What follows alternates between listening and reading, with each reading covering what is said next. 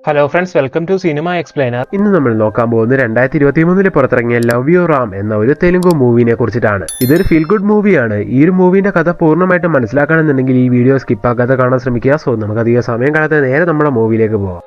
മൂവിയുടെ തുടക്കത്തിൽ ഒരു ചെറിയ പെൺകുട്ടിയെ കാണിക്കുകയാണ്. ഇവളുടെ പേര് ദിവ്യ. ഇവളാണ് നമ്മുടെ മൂവിയിലെ നായിക. ഇവര് കുടുംബമായിട്ട് ഭയങ്കര പൈസക്കാരായിരുന്നു. എന്നാൽ നായികന്റെ അച്ഛൻ ചൂത് കളിച്ച് സ്വത്തുക്കളെല്ലാം നഷ്ടമാക്കി. ആ ഒരു കാരണം കൊണ്ട് തന്നെ പിന്നീട് അങ്ങോട്ട് അവരുടെ കുടുംബക്കാരൊന്നും ഇവരുമായിട്ട് വലിയ ബന്ധമില്ലാതായി. നമ്മുടെ നായികനെ നോക്കുവാണെങ്കിൽ അവൾക്കും അധികം ഫ്രണ്ട്സ് ഒന്നുമില്ലായിരുന്നു. നായികന്റെ വീടിന്റെ അടുത്ത് തന്നെയായിരുന്നു നായകൻ ആ സമയത്ത് താമസിച്ചുകൊണ്ടിരുന്നത്. അവനായിരുന്നു ഇവളുടെ ബെസ്റ്റ് ഫ്രണ്ട്. റാം എന്നായിരുന്നു അവന്റെ പേര്. സമപ്രായക്കാരായ ഇവർ രണ്ടുപേരും നല്ല കണക്ഷൻ ആയിരുന്നു. അങ്ങനെ അവരുടെ ആ കുട്ടിക്കാലം എല്ലാം കാണിച്ചുകൊണ്ട് അങ്ങനെ ആ സീനോടെ കട്ടാക്കുവാണ്. അടുത്ത സീനിൽ ഒരുപാട് കൊല്ലങ്ങൾക്ക് ശേഷം ഇപ്പൊ ഒരു ഫോറിൻ കൺട്രിയിൽ സെറ്റിൽ ആയിരിക്കുന്ന നായകനെ കാണിക്കുവാണ്. നായകനെ ഇപ്പൊ ചില്ലറക്കാരനൊന്നുമല്ല. ഈ കൺട്രിയിൽ പലയിടത്തും നായകന് റെസ്റ്റോറൻറ്റ്സ് എല്ലാം ഉണ്ട്. അങ്ങനെ ഒരു വലിയ ബിസിനസ്മാൻ ആയി അടിച്ചു പൊളിച്ച് ജീവിച്ചു വരുവാണ് നമ്മുടെ നായകൻ. നായകനൊരു പക്ക ബിസിനസ്മാൻ ആയതുകൊണ്ട് തന്നെ റെസ്റ്റോറന്റിൽ വരുന്ന കസ്റ്റമേഴ്സിനെ എങ്ങനെ ഇംപ്രസ് ചെയ്യിക്കാം, അവരിൽ നിന്ന് കൂടുതൽ പ്രോഫിറ്റ് എങ്ങനെ ഏൺ ചെയ്യാം, ഇങ്ങനെയുള്ള കാര്യങ്ങളെല്ലാം ഇടയ്ക്കിടയ്ക്ക് അവന്റെ ടീമിനെ അവൻ പറഞ്ഞു മനസ്സിലാക്കുമായിരുന്നു. നായകന്റെ കൂടെ എപ്പോഴും അവന്റെ അസിസ്റ്റന്റ് ഉണ്ടാവും. അയാളെ PC എന്നാണ് നായകൻ വിളിക്കുന്നത്. അയാളാണ് നായകന്റെ ബിസിനസ് എല്ലാം മാനേജ് ചെയ്ത് കൊണ്ടുപോകുന്നത്. നായകനെ സംബന്ധിച്ച് നോക്കുകയാണെങ്കിൽ പൈസ ഏൺ ചെയ്യണം, നല്ല ഗ്രോത്ത് ഉണ്ടാവണം, നല്ല രീതിയിൽ ജീവിക്കണം. ഇതൊക്കെയാണ് അവന്റെ ഏറ്റവും വലിയ ലക്ഷ്യങ്ങൾ. അതിനുവേണ്ടി നായകൻ ഏതറ്റം വരെയും പോകും. എന്നാൽ ഇങ്ങനെ ബിസിനസ് എല്ലാം ഡെവലപ്പ് ആക്കി കൊണ്ടുവരുന്ന സമയത്തും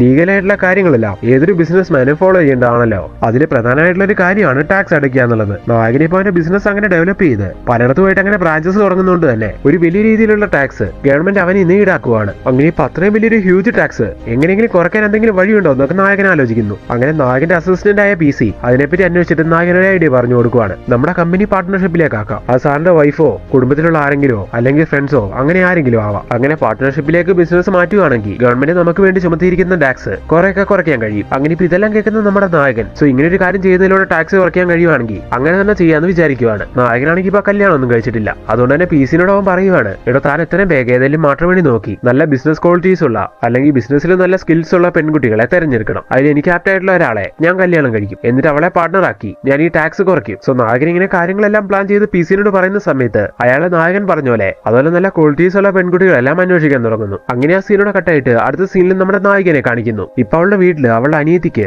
ഒരു കല്യാണാലോചന വരുവാണ്. അവളുടെ ചേച്ചിയായ നായികന്റെ കല്യാണം ഇതുവരെ കഴിഞ്ഞിട്ടില്ല. അതുകൊണ്ട് തന്നെ അനിയത്തിനെ കാണാൻ വേണ്ടി വന്ന കൂട്ടര് ചേച്ചി നിൽക്കുമ്പോൾ എന്തിനാ അനിയത്തിയുടെ കല്യാണം നടത്തുന്നതെന്ന് ചോദിക്കുവാണ്. ആക്ച്വലി അത് വീട്ടുകാരുടെ കുഴപ്പമല്ല. നായികയ്ക്ക് ഒരു കല്യാണം നോക്കാൻ തുടങ്ങിയിട്ട് കുറെ നാളായിട്ടുണ്ടായിരുന്നു. എന്നാൽ അതിനോട് ഇൻട്രസ്റ്റ് ഇല്ലാത്തതുകൊണ്ട് നമ്മുടെ നായിക അതിൽ നിന്ന് സ്കിപ്പ് അടിച്ച് നിൽക്കുമായിരുന്നു. അങ്ങനെ ഇപ്പൊ അനിയത്തിനെ പെണ്ണ് കാണാൻ വന്ന കൂട്ടര് ഇങ്ങനൊരു കാര്യം പറഞ്ഞുകൊണ്ട് തന്നെ അവരവിടുന്ന് പോയതിനു ശേഷം നായകന്റെ അച്ഛൻ നായികനെ കുറെ വഴക്ക് പറയുകയാണ്. ഇനി നിന്നിങ്ങനെ വിടാൻ ഉദ്ദേശിച്ചിട്ടില്ല. നിനക്ക് പറ്റിയൊരു പയ്യനെ ഞങ്ങൾ എത്ര വേഗം കണ്ടെത്തും. ഞങ്ങൾ പറയുന്നത് കേട്ട് അവനെ കല്യാണം കഴിച്ച് സുഖമായിട്ട് ജീവിച്ചോണം. അച്ഛനിപ്പോ അവളെ അങ്ങനെ വഴക്ക് പറഞ്ഞുകൊണ്ട് തന്നെ നായിക ഒരുപാട് സൈഡായി റൂമിൽ വന്നിരിക്കുവാണ്. ഈ സമയത്ത് അമ്മ വന്ന് അവളെ സമാധാനിപ്പിക്കുന്നു. ഇതേ സമയം തന്നെ അച്ഛനാണെങ്കിൽ അവളുടെ ഒരു പ്രൊഫൈൽ എല്ലാം മാട്രിമോണിയിൽ സെറ്റ് ചെയ്യുവാണ്. അങ്ങനെ ആ സീനോടെ കട്ടായിട്ട് അടുത്ത സീനിൽ നമ്മുടെ നായകനെയും അവന്റെ അസിസ്റ്റന്റ് ആയ PC-നെയും കാണിക്കുന്നു. PC ഇപ്പം നായകൻ പറഞ്ഞ പോലെ മാട്രിമോണിയിൽ നായകന് പറ്റിയ രീതിയിലുള്ള കുറച്ച് പെണ്ണുങ്ങളെല്ലാം അന്വേഷിച്ചുകൊണ്ടിരിക്കുകയാണ്. ഈ സമയം നായകൻ PC-നോട് പറയുന്നുണ്ട്, എടോ ഒന്ന് കെട്ടിയ പെണ്ണാണെങ്കിലും എനിക്ക് കുഴപ്പമില്ല. എനിക്ക് വേണ്ടത് എന്റെ കമ്പനിക്ക് വേണ്ട ഒരു പാർട്ണറെയാണ്, നല്ല ബിസിനസ് സ്കില്ലുള്ള ഒരു പെണ്ണിനെയാണ്. അവളെ ഞാൻ ഒരു എംപ്ലോയിനെ പോലെ ട്രീറ്റ് ചെയ്യുള്ളൂ. അല്ലാതെ ഒരിക്കലും എന്റെ ഒരു ഭാര്യനെ പോലെ ഞാൻ അവളെ കണക്കാക്കില്ല. അവളെ കൊണ്ടുള്ള ബിസിനസ് ആവശ്യമെല്ലാം കഴിഞ്ഞാൽ അവളെ ഒഴിവാക്കാനുമാണ് നായകന്റെ പ്ലാൻ. അങ്ങനെ നായകൻ പറയുന്ന ഈ കാര്യങ്ങളെല്ലാം കേൾക്കുന്ന PC ബോസ് പറഞ്ഞ പോലെ എത്രയും വേഗം അതിനൊരു പെണ്ണിനെ കണ്ടെത്താന്നൊക്കെ പറയുവാണ്. അങ്ങനെ നായകൻ പറഞ്ഞ പോലെ ഒരുപാട് കഷ്ടപ്പെട്ട് PC ആണെങ്കിൽ അതുപോലെ നല്ല ബിസിനസ് സ്കിൽസ് എല്ലാം ഉള്ള നായകൻ പറഞ്ഞ പോലത്തെ ഒരു 2-3 പെൺകുട്ടികളെ സെലക്ട് ചെയ്യുവാണ്. അതിലൊരാളായിട്ട് നായികയുണ്ടായിരുന്നു. കാരണം നായകന്റെ അച്ഛൻ നായകന്റെ പ്രൊഫൈൽ ക്രിയേറ്റ് ചെയ്ത സമയത്ത് മാട്രിമോണിയിൽ നല്ല ബിസിനസ് സ്കില്ലുണ്ട്, കമ്മ്യൂണിക്കേഷൻ സ്കില്ലുണ്ട്, അങ്ങനെയാണ് ഇങ്ങനെയാണെന്നൊക്കെ പറഞ്ഞ് ഒരുപാട് കാര്യങ്ങൾ തട്ടിവിട്ടിട്ടുണ്ടായിരുന്നു. അങ്ങനെ ഇപ്പൊ PC സെലക്ട് ചെയ്ത 2-3 പെൺകുട്ടികളെ അടുത്ത ദിവസം നമ്മുടെ നായകനെ അയാൾ കാട്ടിക്കൊടുക്കുന്നു. ശരി, ഈ പ്രൊഫൈലിലേക്ക് എല്ലാം റിക്വസ്റ്റ് ഇട്ടോളാൻ ഈ സമയം നായകൻ പറയുന്നു. അങ്ങനെ PC റിക്വസ്റ്റ് ഇടുവാണ്. അങ്ങനെ നായകന്റെ മാട്രിമോണി പ്രൊഫൈലില് ആദ്യമായിട്ട് വരുന്ന പ്രൊപ്പോസൽ നായകന്റെ ആയിരുന്നു. അങ്ങനെ നായകന്റെ ആ പ്രൊഫൈൽ കണ്ടപ്പോൾ തന്നെ അവൾക്ക് അവളുടെ കുട്ടിക്കാലം ഓർമ്മ വരുന്നു. ഇത് അവളുടെ ചൈൽഡ്ഹുഡ് ഫ്രണ്ട് ആണെന്നുള്ള കാര്യം മനസ്സിലാവുന്നു. ഇവരുടെ കുട്ടിക്കാലത്ത് തന്നെ നായകനും ഫാമിലിയും ആ നാട്ടിൽ നിന്ന് വേറെ നാട്ടിലേക്ക് സ്ഥലം മാറി പോകുന്നുണ്ടായിരുന്നു. അതെല്ലാം കഴിഞ്ഞ് കുറെ നാൾ കഴിഞ്ഞാണ് നായകൻ അബ്രോഡ് പോയി സെറ്റിൽ ആവുന്നത്. സോ കോളേജിൽ പഠിക്കുന്ന സമയം മുതൽ നമ്മുടെ നായിക ഓൺലൈനിൽ അല്ലെങ്കിൽ സോഷ്യൽ മീഡിയ അക്കൗണ്ട് വഴി നായകനെ ഫോളോ ചെയ്യുന്നുണ്ടായിരുന്നു. എന്നാൽ നായകന് ഈ കാര്യങ്ങളൊന്നും അറിയത്തില്ല. അത് മാത്രമല്ല ഇപ്പൊ ഇവർ തമ്മിൽ ഒരു കണക്ഷനും ഇല്ല. നായികയ്ക്ക് അവൻ ആരാണെന്ന് അറിയാം, പക്ഷെ അവൻ അറിയത്തില്ല. അങ്ങനെ ഇപ്പൊ പഴയകാല സുഹൃത്തിന്റെ ഒരു പ്രപ്പോസൽ വരുന്ന സമയത്ത് അവളാണെങ്കിൽ ഒരുപാട് സന്തോഷിക്കുന്നു. അങ്ങനെ ഇത്ര നാളും കല്യാണം വേണ്ടാന്ന് പറഞ്ഞുകൊണ്ടിരുന്ന അവളാണെങ്കിൽ വീട്ടിൽ ഈ കല്യാണത്തിന് ഓക്കെ പറയുകയാണ്. അങ്ങനെ അടുത്ത സീനിൽ സന്തോഷ വാർത്തയെല്ലാം അവൾ അവളുടെ ഫ്രണ്ടിനോട് പറയുന്നു. അപ്പൊ ഫ്രണ്ട് പറയാണ്, എന്നാൽ നിനക്ക് ഈ കാര്യങ്ങളെല്ലാം അവനെ വിളിച്ചൊന്ന് അറിയിച്ചുകൂടെ എന്ന്. അവന്റെ ചൈൽഡ്ഹുഡ് ഫ്രണ്ട് ആണെന്ന് എനിക്ക് അറിയാവുന്ന പോലെ അവൻ അറിയത്തില്ലല്ലോ. സോ അതെന്തായാലും സസ്പെൻസ് ആയിട്ട് തന്നെ ഇരിക്കട്ടെ, ഞങ്ങളുടെ കല്യാണം കഴിഞ്ഞ് സർപ്രൈസ് ആയിട്ട് ഞാൻ അത് പറഞ്ഞോളാം. ഇങ്ങനെയെല്ലാം പറഞ്ഞ് നായിക അതുപോലെ പ്ലാൻ ചെയ്യുന്നു. ഇതേ സമയത്ത് നമ്മുടെ നായകനാണെങ്കിൽ മാട്രിമോണി വഴി 2-3 പെൺകുട്ടികളെ സെലക്ട് ചെയ്ത് വെച്ചു എന്ന് പറയുന്നുണ്ടായിരുന്നല്ലോ. അതിലൊരാളാണല്ലോ നമ്മുടെ നായിക. അങ്ങനെ സെലക്ട് ചെയ്ത് വെച്ച പെണ്ണുങ്ങളിൽ ഏറ്റവും ബെസ്റ്റ് ആരാണെന്ന് അറിയാൻ വേണ്ടി നമ്മുടെ നായകൻ പക്ക ബിസിനസ് മെയിനില് ഒരു ഇന്റർവ്യൂ നടത്തുന്ന രീതിയിൽ എല്ലാ പെണ്ണുങ്ങളെ അങ്ങനെ വീഡിയോ കോൾ ചെയ്ത് സംസാരിക്കുകയാണ്, അവരുടെ സ്കിൽസ് എല്ലാം മനസ്സിലാക്കാൻ വേണ്ടി. അങ്ങനെ സംസാരിച്ച പെണ്ണുങ്ങളിൽ ഏറ്റവും ബെസ്റ്റ് ആയിട്ട് തോന്നിയ ഒരാളെ നായകൻ സെലക്ട് ചെയ്യുന്നു. എന്നിട്ട് PC-നോട് എടോ ഞാൻ തീരുമാനിച്ചു, ഇതാണ് എന്റെ പാർട്ണർ എന്ന് പറയുന്നു. എന്നാൽ നിർഭാഗ്യവശാൽ നമ്മുടെ നായകൻ സെലക്ട് ചെയ്യുന്നത് നായികനെ അല്ലായിരുന്നു. ഇതേ സമയം നമ്മുടെ നായികയാണെങ്കിൽ അവനുമായിട്ടുള്ള ഒരു ജീവിത സ്വപ്നം കണ്ട് അങ്ങനെ ദിവസങ്ങൾ എണ്ണി കാത്തിരിക്കുകയാണ്. അങ്ങനെ ഇപ്പൊ മറ്റൊരു പെണ്ണിനെ സെലക്ട് ചെയ്തുകൊണ്ട് തന്നെ 2 ദിവസം കഴിഞ്ഞ് ബാക്കിയുള്ള പെണ്ണുങ്ങളെ വിളിച്ചിട്ട് ഈ കല്യാണം നടക്കില്ല എന്ന് പറയാന്ന് വിചാരിച്ച് നായകൻ അങ്ങനെ ഓരോരുത്തരെ കോൾ ചെയ്യുവാണ്. അങ്ങനെ നായികന്റെ ഫോണിലേക്കും കോൾ വരുന്നു. അങ്ങനെ ഇപ്പൊ കാര്യം പറഞ്ഞ് നമ്മുടെ നായകൻ ആ കല്യാണം ക്യാൻസൽ ചെയ്യുവാണ്. മറ്റൊരു പെണ്ണിനെ കിട്ടി, അതുകൊണ്ട് തന്നെ വേണ്ടാന്നൊന്നുമല്ല നായകൻ പറയുന്നത്. ഇപ്പൊ ബിസിനസിന്റെ കാര്യങ്ങളൊക്കെ ആയിട്ട് ബന്ധപ്പെട്ട് കുറച്ച് തിരക്കിലാണ്, അതുകൊണ്ട് കല്യാണം കുറച്ച് കഴിഞ്ഞ് നോക്കുന്നുള്ളൂ എന്നും പറഞ്ഞുകൊണ്ടാണ് അങ്ങനെ ബന്ധം അവോയ്ഡ് ചെയ്യുന്നത്. അങ്ങനെ ഇപ്പൊ ആഗ്രഹിച്ചിരുന്ന ആ കാര്യം നടക്കാതെ പോയോണ്ട് തന്നെ നമ്മുടെ നായിക വല്ലാതെ ഫീൽ ആവുന്നു. അങ്ങനെ അവൾ ഒരുപാട് കരയുവാണ്. ഇത്രയും ദിവസം കൊണ്ട് അവള് മനസ്സിൽ ഒരുപാട് സ്വപ്നങ്ങൾ നെയ്ത് കൂട്ടിയായിരുന്നല്ലോ, അതെല്ലാം ഒറ്റ നിമിഷം കൊണ്ട് നഷ്ടമായി. ഇതേ സമയം തന്നെ നമ്മുടെ നായകനാണെങ്കിൽ സെലക്ട് ചെയ്ത പെണ്ണുമായിട്ട് വീഡിയോ കോളിലൂടെ എൻഗേജ്മെന്റ് ഫംഗ്ഷൻ എല്ലാം നടത്തുവാണ്. അങ്ങനെ അതെല്ലാം കഴിഞ്ഞ് കുറച്ച് ദിവസം കൂടെ കഴിഞ്ഞു പോകുന്നു. അങ്ങനെ ഇപ്പൊ നമ്മുടെ നായകൻ കല്യാണം കഴിക്കാൻ വേണ്ടി, അതായത് ആ പെണ്ണിനെ കല്യാണം കഴിക്കാൻ വേണ്ടി ഇന്ത്യയിലേക്ക് വണ്ടി കയറുവാണ്. ഈ സമയം നമ്മുടെ നായകന്റെ പ്ലാൻസ് എല്ലാം ഇങ്ങനെയാണ്: 15-ാം തീയതി ഇന്ത്യയിലേക്ക് വരുന്നു, 16-ാം തീയതി കല്യാണം കഴിക്കുന്നു, 17-ാം തീയതി തിരിച്ചു പോരുന്നു, എന്നിട്ട് പാർട്ണർഷിപ്പിന്റെ കാര്യങ്ങളെല്ലാം സെറ്റ് ചെയ്യുന്നു. അങ്ങനെ എല്ലാ കാര്യങ്ങളും പക്ക ഷെഡ്യൂൾ ചെയ്ത് നമ്മുടെ നായകൻ അങ്ങനെ ഇന്ത്യയിലേക്ക് വരുന്നുണ്ടെങ്കിലും നാട്ടിലെത്തിയതിനു ശേഷമാണ് നായകൻ ഒരു കാര്യം അറിയുന്നത്. നായകൻ സെലക്ട് ചെയ്ത് വെച്ചിരിക്കുന്ന പെണ്ണില്ലേ, അതായത് കെട്ടാൻ വേണ്ടി ഇരിക്കുന്ന പെണ്ണ്, അവൾക്ക് വേറെ ഏതോ പയ്യന്റെ കൂടെ ഒരു ബന്ധം ഉണ്ടായിരുന്നു. അങ്ങനെ അവനോടൊപ്പം അവൾ ഒളിച്ചോടിപ്പോയി. അതുകൊണ്ട് തന്നെ പാവം നമ്മുടെ നായകന്റെ പ്ലാനിങ്സ് എല്ലാം ചീറ്റിപ്പോയി. നായകൻ ഈ സമയത്ത് അധികം വിഷമമൊന്നും ആവുന്നില്ലെങ്കിലും ഉറപ്പിച്ചു വെച്ച കല്യാണം മുടങ്ങി പോകുന്നതുകൊണ്ട് അവന്റെ അമ്മയും അച്ഛനും ഒരുപാട് ഫീൽ ആവുന്നു. ഈ സമയം നമ്മുടെ നായകൻ അവരോട് പറയുകയാണ്, നിങ്ങളിങ്ങനെ വിഷമിക്കല്ലേ, ആ പെണ്ണ് പോയാൽ എന്താ, അവളെ പോലെ തന്നെയുള്ള 2-3 പെണ്ണുങ്ങളെയും കൂടി ഞാൻ സെലക്ട് ചെയ്ത് വെച്ചിട്ടുണ്ട്, അതുകൊണ്ട് ലിസ്റ്റിലുള്ള അടുത്ത ആളുമായിട്ടുള്ള കല്യാണം എത്രയും വേഗം ഉറപ്പിക്കാം. ഇങ്ങനെയും പറഞ്ഞ് നമ്മുടെ നായകൻ ലിസ്റ്റിൽ അടുത്തായിട്ടുള്ള പെൺകുട്ടിനെ കാണാൻ വേണ്ടി, അല്ലെങ്കിൽ ആ ബന്ധം സെറ്റ് ചെയ്യാൻ വേണ്ടി ഫാമിലിനെയും കൂട്ടിക്കൊണ്ട് നേരെ അവളുടെ വീട്ടിലേക്ക് വരുന്നു. എന്നാൽ അതേ സമയം കൊണ്ട് മറ്റേതൊരു ബന്ധം അവൾക്ക് സെറ്റ് ആയിട്ടുണ്ടായിരുന്നു, അതുകൊണ്ട് തന്നെ അതും നടക്കാതെ പോവാണ്. ശരി, അതും പോയാ പോട്ടെ, ലിസ്റ്റിൽ ഇനിയും പെണ്ണുണ്ടല്ലോ, നമുക്ക് അടുത്ത പെണ്ണിന്റെ വീട്ടിലേക്ക് പോവാന്നും പറഞ്ഞുകൊണ്ട് നായകൻ അങ്ങനെ ഫാമിലിനെയും കൂട്ടിക്കൊണ്ട് അടുത്ത പെണ്ണിന്റെ വീട്ടിലേക്ക് വരുന്നു. ആ വീട് മറ്റാരുടെ അല്ലായിരുന്നു, നമ്മുടെ നായകന്റെ ആയിരുന്നു. അതേ ലിസ്റ്റിലുള്ള അടുത്ത പെൺകുട്ടി നായികയായിരുന്നു. അന്ന് നമ്മുടെ നായകൻ എനിക്ക് മറ്റൊരു പെണ്ണിനെ സെറ്റായി, അതുകൊണ്ട് ഈ കല്യാണം വേണ്ടാന്നൊന്നും അല്ലായിരുന്നല്ലോ പറഞ്ഞിട്ടുണ്ടായിരുന്നത്. അതുകൊണ്ട് തന്നെ തിരികെ വന്നിട്ട് ഇപ്പൊ വീണ്ടും ഈ ബന്ധം ആലോചിക്കുന്ന സമയത്ത് വീട്ടുകാർക്കൊന്നും പ്രശ്നമില്ല. അങ്ങനെ ഇപ്പൊ നായകന്റെ വീട്ടുകാരുടെ സമ്മതത്തോടുകൂടി അവളുമായുള്ള ബന്ധം എല്ലാം നമ്മുടെ നായകൻ സെറ്റ് ചെയ്യുന്നു. പിന്നെ നായകന് സുന്ദരി ആയതുകൊണ്ട് തന്നെ നായകനെ കണ്ടപ്പോ തന്നെ ഇഷ്ടമാവുന്നുണ്ടായിരുന്നു. പിന്നെ നമ്മുടെ നായകൻ ശരിക്കും നോക്കുന്ന അവളുടെ സൗന്ദര്യമൊന്നും അല്ലല്ലോ, അവന് വേണ്ടത് ആ ബിസിനസ് സ്കില്ലാണ്, അതായത് ബിസിനസ്സിലുള്ള അവളുടെ സ്കിൽസ് ആണ്. അങ്ങനെ ഇപ്പൊ അതുകൊണ്ട് തന്നെ എത്ര വേഗം കല്യാണം നടത്തണമെന്നൊക്കെ നായകൻ ഈ സമയത്ത് നായകന്റെ വീട്ടുകാരോട് പറയുന്നു. നായകന്റെ അനിയത്തിയുടെ കല്യാണം ഇതേ സമയം കൊണ്ട് ഉറപ്പിച്ചിട്ടുണ്ടായിരുന്നു. അങ്ങനെയാണെങ്കിൽ അവളുടെ കല്യാണം നടത്തുന്ന കൂട്ടത്തില് ഒരുമിച്ച് തന്നെ ഈ കല്യാണം കൂടി നടത്താമെന്ന് അങ്ങനെ വീട്ടുകാർ പ്ലാൻ ചെയ്യുന്നു. അങ്ങനെ അതിനുവേണ്ട ഒരുക്കങ്ങളെല്ലാം നടന്നുകൊണ്ടിരിക്കുകയാണ്. ഇതേ സമയം തന്നെ നമ്മുടെ നായകൻ PC-നോട് പറയുന്നുണ്ട്, ഇനി അവരുടെ ലിസ്റ്റില് 2-3 പെൺകുട്ടികളും കൂടെ ഉണ്ടായിരുന്നു, അവരെ ഒരു മയത്തിൽ അങ്ങനെ ഡീൽ ചെയ്തു പോക്കോ. ഇനി ഒരു പക്ഷേ ഈ ബന്ധം നടന്നില്ലെങ്കിൽ ഇതിൽ എന്തെങ്കിലും പ്രശ്നം വന്നാൽ ബാലൻസ് ഉള്ള ലിസ്റ്റിലെ ഏതെങ്കിലും പെണ്ണിനെ വെച്ച് കാര്യങ്ങൾ ഭംഗിയാക്കാലോ, അതായത് അടുത്ത പെണ്ണിനെ സെറ്റ് ചെയ്യാലോ. ഇത് കേൾക്കുന്ന PC അതേ നോക്കിക്കോളാം ബോസ് എന്ന് പറയുന്നു. അങ്ങനെ നായകൻ പറഞ്ഞ പോലെ PC ആണെങ്കിൽ ബാക്കി ലിസ്റ്റിലുള്ള പെണ്ണുങ്ങളെല്ലാം നൈസായി ഡീൽ ചെയ്ത് വരുവാണ്. അങ്ങനെ ആ സീനോടെ കട്ടായിട്ട് അടുത്ത സീനില് ഒരേ ദിവസം നായകന്റെയും നായികന്റെയും അതുപോലെ നായകന്റെ അനിയത്തിയുടെ അവളുടെ ചെക്കന്റെയും വിവാഹ നിശ്ചയം എല്ലാം നടക്കുവാണ്. അങ്ങനെ ഇരിക്കുന്ന അതേ സമയം തന്നെ നമ്മുടെ നായികയ്ക്കാണെങ്കിൽ അവിടെയുള്ള ഒരു വലിയ കമ്പനിയിലെ ജോലി കിട്ടുന്നു. ആ കമ്പനിയിൽ ഒരു ജോലി കിട്ടുക എന്നുള്ളത് നായകന്റെ ഏറ്റവും വലിയ ആഗ്രഹമായിരുന്നു. അങ്ങനെ ഇപ്പൊ ഈ ജോലി കിട്ടിയോണ്ട് തന്നെ ആ സന്തോഷ വാർത്ത പെട്ടെന്ന് തന്നെ അവള് നായകനെ അറിയിക്കുന്നു. എന്നാൽ നമ്മുടെ നായകന്റെ പ്ലാൻ എന്താ, ഇവളെ കല്യാണം കഴിച്ച് ബിസിനസ് പാർട്ണർ ആക്കി ഒരു എംപ്ലോയിനെ പോലെ അവളെ ട്രീറ്റ് ചെയ്യുക. സോ ഇങ്ങനെ ഒരു ഉദ്ദേശം മനസ്സിൽ കിടക്കുന്നതുകൊണ്ട് തന്നെ അവൾക്ക് ഇങ്ങനെ ജോലി കിട്ടിയെന്ന് അറിയുന്ന സമയത്ത് നായകൻ അത്ര സന്തോഷം തോന്നുന്നില്ല. സോ ഇത് എങ്ങനെയെങ്കിലും മുടക്കണം എന്നൊക്കെ അവൻ മനസ്സിൽ പ്ലാൻ ചെയ്യുന്നു. ഇനി ഇത് മുടക്കാൻ കഴിഞ്ഞില്ലെങ്കിൽ ഈ കല്യാണം അങ്ങ് മുടക്കാം. ഇനി ഈ ലിസ്റ്റിൽ 2-3 കുട്ടികൾ കൂടി ബാക്കിയുണ്ടല്ലോ, അതിലേതെങ്കിലും ഒരെണ്ണത്തിന് ഇതേപോലെ സെറ്റ് ചെയ്യാം. ഇങ്ങനെയെല്ലാം പ്ലാൻ ചെയ്ത് നമ്മുടെ നായകനാണെങ്കിൽ അടുത്ത സീനില് നായകനോട് ഇങ്ങനെ ജോലിക്ക് പോകുന്നത് തനിക്ക് ഇഷ്ടമല്ല എന്നുള്ള രീതിയിൽ ഡയറക്റ്റ് ആയിട്ട് പറയാതെ ഇൻഡയറക്റ്റ് ആയിട്ട് കാര്യം അവതരിപ്പിക്കുകയാണ്. ഇതെല്ലാം കേൾക്കുന്നത് നമ്മുടെ നായികയ്ക്ക് അപ്പൊ തന്നെ കാര്യം മനസ്സിലാവുന്നുണ്ടായിരുന്നു, അതായത് അവള് ജോലിക്ക് പോകുന്നത് അവന് ഇഷ്ടമല്ലാത്തതുകൊണ്ട് അവൻ ഇങ്ങനെയെല്ലാം പറയുന്നതാണെന്ന്. അതുകൊണ്ട് തന്നെ അടുത്ത ദിവസം വീഡിയോ കോൾ ചെയ്യുന്ന സമയത്ത്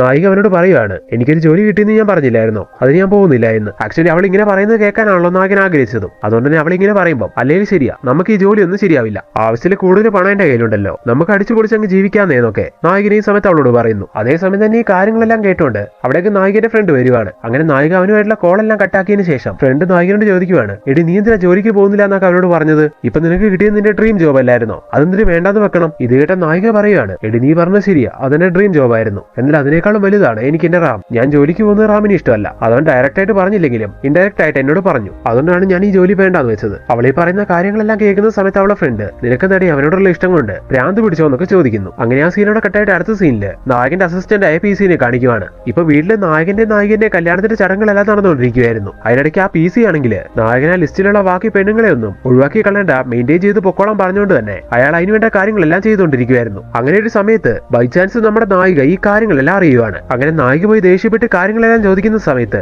വേറെ നിവൃത്തിയില്ലാത്ത PC കാര്യങ്ങളെല്ലാം തുറന്നു പറയുന്നു. അങ്ങനെ ഇതറിയത്ത് നമ്മുടെ നായിക ആകെ ഡൗൺ ആയി പോവുകയാണ്. കാരണം അവൾ അവനെ സ്നേഹിച്ചത് സിൻസിയർ ആയിട്ടാണല്ലോ. സോ അവനും അങ്ങനെ തന്നെ ആയിരിക്കും എന്നാണ് നായിക ഇത്ര നാളും വിചാരിച്ചത്. എന്നാൽ അവന്റെ മനസ്സിലിരിപ്പ് ഇങ്ങനെയാണെന്ന് അറിഞ്ഞ സമയത്ത് നായികയ്ക്കാണെങ്കിൽ അത് സഹിക്കാൻ കഴിയുന്നില്ല. അങ്ങനെ ആകെ ദേഷ്യം വന്ന അവളാണെങ്കിൽ റൂമിൽ വന്നിരുന്ന ഒരുപാട് കരയും ആ ദേഷ്യം കൊണ്ട് അവിടെ ഇരിക്കുന്ന സാധനങ്ങളെല്ലാം എടുത്ത് എറിയുകയൊക്കെ ചെയ്യുന്നു. എന്നാൽ നമ്മുടെ നായികയ്ക്ക് ഈ ഒരു സ്റ്റേജില് ആ കല്യാണം വേണ്ട എന്ന് പറയാൻ കഴിയില്ല. കാരണം അവരുടെ ഈ കല്യാണം മുടങ്ങിപ്പോയ ഇവരുടെ കല്യാണത്തിന് അന്ന് തന്നെ നടക്കാൻ പോകുന്ന ഇവളുടെ അനിയതിയുടെ കല്യാണത്തിനെ അത് ബാധിക്കും. അങ്ങനെ അടുത്ത സീനിൽ നമ്മുടെ നായിക ഈ കാര്യങ്ങളെല്ലാം അതായത് മനസ്സിലാക്കിയ കാര്യങ്ങളെല്ലാം അവളുടെ ഫ്രണ്ടിനോട് പറയുന്നു. എടി, അനിയത്തിയുടെ കല്യാണത്തിനെ പറ്റി ആലോചിച്ച് നീ നിന്റെ ജീവിതം വേസ്റ്റ് ആക്കരുത്. റാം ആഗ്രഹിക്കുന്നത് ഒരു ഭാര്യനെയല്ല, അവന്റെ ബിസിനസ് ഡെവലപ്പ് ചെയ്യാനുള്ള ഒരു ടൂളിനെയാണ്. നീ ഒരിക്കലും അതിന് നിന്ന് കൊടുക്കരുത്. ഈ സമയം നമ്മുടെ നായിക പറയാണ്, എനിക്ക് വേറെ നിവൃത്തിയില്ല. ഞാൻ ഈ കല്യാണം വേണ്ടെന്ന് പറഞ്ഞാൽ എന്റെ വീട്ടുകാർ പോലും എന്നെ തള്ളി പറയും. എന്റെ അനിയത്തിയുടെ കല്യാണം മുടങ്ങിപ്പോയാൽ അവരെങ്ങനെ പ്രതികരിക്കുമെന്ന് പോലും അറിയത്തില്ല. സോ അവൾക്ക് അങ്ങനത്തെ ഒരു സിറ്റുവേഷൻ ആയതുകൊണ്ട് തന്നെ മനസ്സോടെയാണെങ്കിലും അവൾ ആ കല്യാണത്തിന് നിന്ന് കൊടുക്കുന്നു. അങ്ങനെ ഫൈനലി അവരുടെ കല്യാണവും കഴിയുവാണ്. അങ്ങനെ കല്യാണം എല്ലാം കഴിഞ്ഞ് നായകനോടൊപ്പം കാറി പോകുന്ന സമയത്ത് നായിക അറിഞ്ഞ കാര്യങ്ങളെല്ലാം നായകനോട് ചോദിക്കുന്നു. ഈ സമയം നായകൻ ഉരുണ്ട് കളിക്കുമ്പോൾ നായിക ദേഷ്യപ്പെട്ട് അവിടെ നിന്ന് ഇറങ്ങി പോവുകയാണ്. അവൾ ഇത്രയും വേഗം ഈ കാര്യം അറിയുമെന്ന്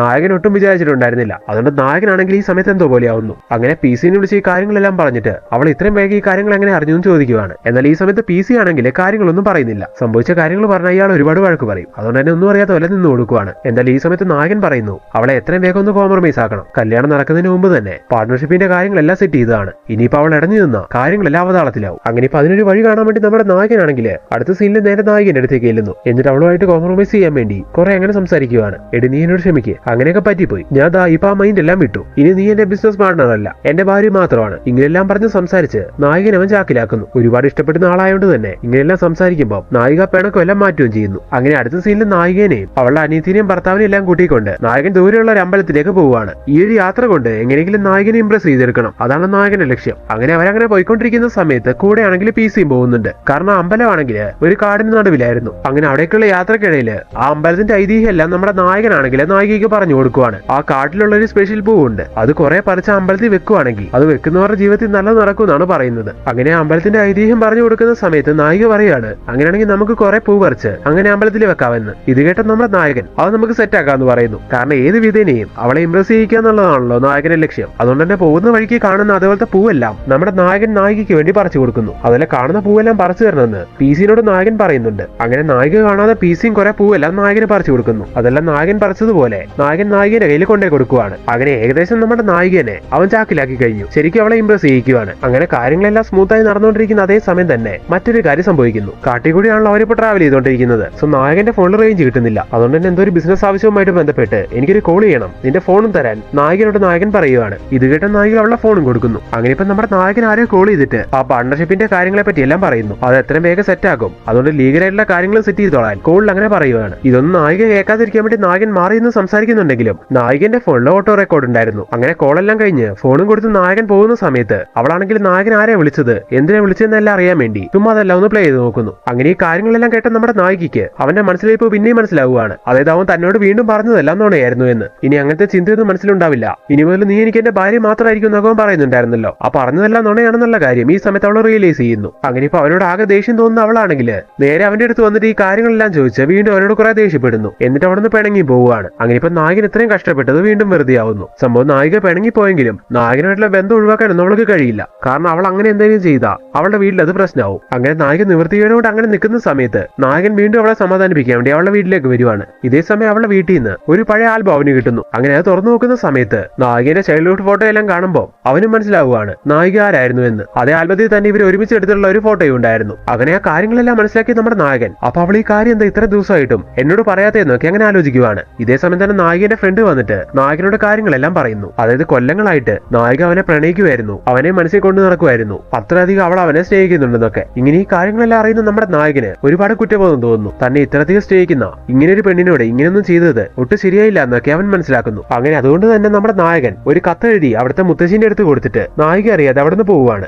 ഈവനിങ് ആവുന്ന സമയത്താണ് ഇങ്ങനെ ഒരു കത്തെഴുതി കൊടുത്തിട്ട് നായകൻ അവിടുന്ന് പോയി എന്നുള്ള കാര്യം അവൾ അറിയുന്നത്. അങ്ങനെ നായിക കത്ത് വായിച്ചു നോക്കുന്ന സമയത്ത് അതിൽ എഴുതിയിരിക്കുന്നത് ഇങ്ങനെയായിരുന്നു: നീ ആരാണെന്ന് മനസ്സിലാക്കാതെ ഞാൻ നിന്നോട് ഒരുപാട് തെറ്റ് ചെയ്തു. ഇന്ന് നിന്റെ ആൽബം കണ്ടതിന് ശേഷമാണ് നീ ആരാണെന്ന് ഞാൻ മനസ്സിലാക്കിയത്. അതിനുശേഷം നിന്റെ ഫ്രണ്ട് എല്ലാ കാര്യങ്ങളും എന്നോട് പറഞ്ഞു. ഇനി ഞാൻ നിന്നെ ബുദ്ധിമുട്ടിക്കുന്നില്ല. സംഭവിച്ചു പോയ കാര്യങ്ങൾക്കെല്ലാം നീ എന്നോട് ക്ഷമിക്കണം. ഇങ്ങനെ പറഞ്ഞിട്ടുണ്ടായിരുന്നു ആ കത്ത്. അങ്ങനെ ഈ കത്ത് വായിക്കുന്ന നമ്മുടെ നായിക ആണെങ്കിൽ ആകെ പേടിക്കുന്നു. ചെയ്തു ചെയ്തുപോയ തെറ്റുകളെല്ലാം മനസ്സിലാക്കിക്കൊണ്ട് തന്നെ ആ ഒരു വിഷമം കൊണ്ട് ഈ കത്ത് എഴുതി കൊടുത്ത് വല്ല കടുങ്ങയും ചെയ്യാൻ വേണ്ടിയാണോ പോയെന്നൊക്കെ ഈ സമയത്ത് അവൾ അങ്ങനെ ആലോചിക്കുന്നു. അങ്ങനെ ഈ കാര്യം പെട്ടെന്ന് തന്നെ വീട്ടുകാരോടെല്ലാം പറഞ്ഞിട്ട് അവരെല്ലാരും കൂടി നായകനെ ഇപ്പൊ അന്വേഷിക്കാൻ തുടങ്ങുവാണ്. ഇതേ സമയത്ത് നമ്മുടെ നായകനാണെങ്കിൽ അവർ വിചാരിച്ചാൽ ചാവാനൊന്നും പോയതല്ലായിരുന്നു. കാര്യങ്ങളെല്ലാം മനസ്സിലാക്കി ഒരുപാട് വിഷമം വന്നുകൊണ്ട് കുറച്ചേരം ഒന്ന് തനിച്ചിരിക്കാന്ന് വിചാരിച്ചുകൊണ്ട് എവിടെ പോയിരിക്കുവായിരുന്നു. അങ്ങനെ ഇപ്പൊ അവിടേക്ക് അന്വേഷിച്ച് വരുന്ന നമ്മുടെ നായിക അവിടെ വെച്ച് നായകനെ കാണുന്നു. അങ്ങനെ ഓടി വന്നവനെ കെട്ടിപ്പിടിക്കുകയാണ്. ഈ സമയം നമ്മുടെ നായകൻ ചെയ്തുപോയ കാര്യങ്ങൾക്കെല്ലാം അവളോട് മാപ്പ് ചോദിക്കുന്നു. നായിക അവന്റെ തെറ്റുകൾക്കെല്ലാം മാപ്പ് കൊടുക്കുന്നു. അങ്ങനെ അവർ തമ്മിലുള്ള പ്രശ്നങ്ങളെല്ലാം തീരുന്നു. അവർ ഒരുമിക്കുന്നതായിട്ട് കാണിച്ചുകൊണ്ട് ഒരു ഹാപ്പി എൻഡിങ്ങോടെ ഈ ഒരു മൂവി അവസാനിപ്പിക്കുകയാണ്. സോ ഫ്രണ്ട്സ്, ഈ മൂവി എങ്ങനെ ഉണ്ടായിരുന്നു? ഈ മൂവിനെ കുറിച്ച് നിങ്ങളുടെ അഭിപ്രായം തീർച്ചയായിട്ടും നിങ്ങൾ കമന്റ് ബോക്സിൽ ഇടുക. ഇനി ഇതുപോലുള്ള പുതിയ പുതിയ മൂവീസ് ആയിട്ട് ഞങ്ങൾ വരുന്നതായിരിക്കും. അപ്പോൾ ഈ വീഡിയോ വൈൻഡപ്പ് ചെയ്യുന്നു. So thank you so much for watching this video.